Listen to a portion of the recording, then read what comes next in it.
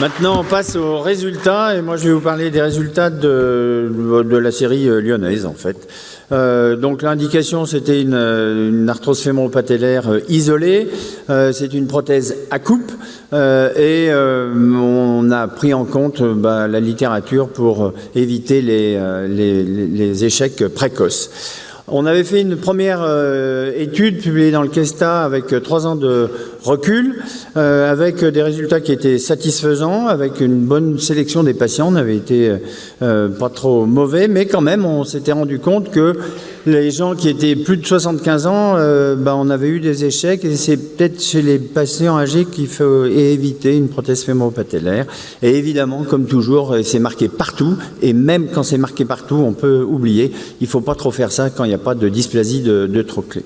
Donc le but de cette étude, c'était de regarder ce que cette prothèse tornier, puis corin, puis plus rien du tout, puisqu'elle ne va plus exister, devenait dans le temps, et de savoir si nos résultats étaient stables dans le temps, à tout point de vue.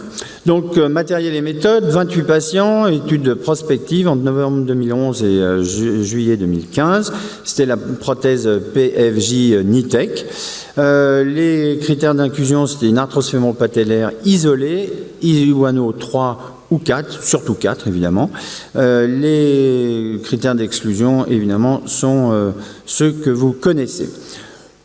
Ça, c'est comment on a regardé notre série d'une façon bien précise et bien satisfaisante. Ça, ce sont les résultats qu'on a eus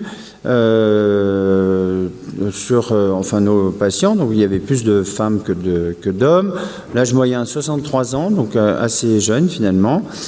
Trochlée de dysplasie, 83%. Même moi, il y en a qui j'ai fait une prothèse fémoro-patellaire sans dysplasie de trochlée, et je peux vous dire que je m'en mords les doigts. L'index de Caton et Deschamps était normal, et la TAGT, vous voyez, elle n'était pas non plus véritablement anormale. Les résultats de notre première étude en 2009, on avait un patient perdu de vue.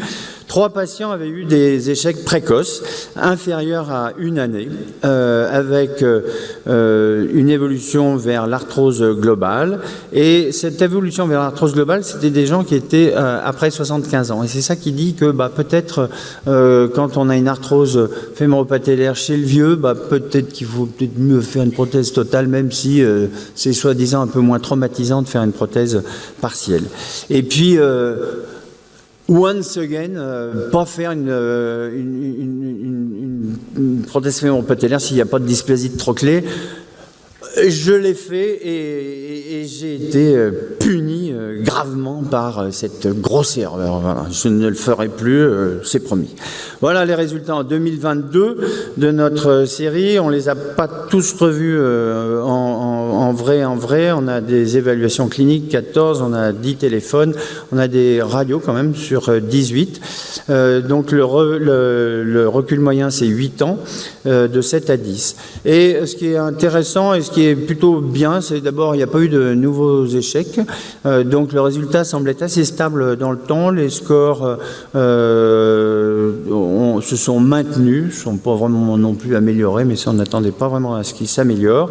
Mais il n'y a pas eu surtout de nouveaux échecs. C'est-à-dire que cette prothèse fémoro-patellaire, à partir du moment où elle est bien indiquée, où on élimine les erreurs du genre on fait une prothèse fémoro-patellaire chez quelqu'un qui a une dysplasie de trochlée, je le redis, eh bien vous risquez d'avoir des bons résultats qui sont durables. Voilà une radio 2014 avant la prothèse, après la prothèse en 2022, c'est plutôt bien joli. Patectomie verticale externe systématique, et ça c'est quelque chose qui est très important dans la technique chirurgicale. Donc la conclusion, c'est quoi? C'est que on a des résultats qui sont comparables à la littérature. On n'a pas eu de nouvelles échecs mécaniques. Le dessin de la prothèse est définitivement un très très bon dessin, et il disparaît du marché, c'est dommage. La facétectomie est très importante et elle doit être systématique. On diminue le volume de la rotule et c'est dans ces cas-là qu'on aura des bons résultats. Je pense que ce n'est pas une bonne idée de faire des prothèses fémoro-patellaires après 75 ans parce que c'est l'évolution globale de l'arthrose. Et once again, pas de prothèse fémoro-patellaire s'il n'y a pas de dysplasie de trochée.